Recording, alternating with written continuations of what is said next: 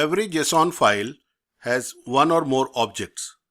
Let us understand what are they. The basic properties of an object is it is meant to handle unordered data, which means given data items can be put in any sequence. It is identified by data enclosed in curly braces. The data in an object should have a unique name or label to each value, which are separated by a colon character.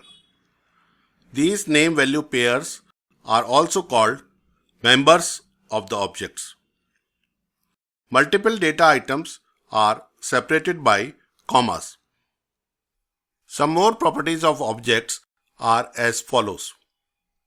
The values against labels in the objects can be singular values, list of values, which are also called arrays, or other objects.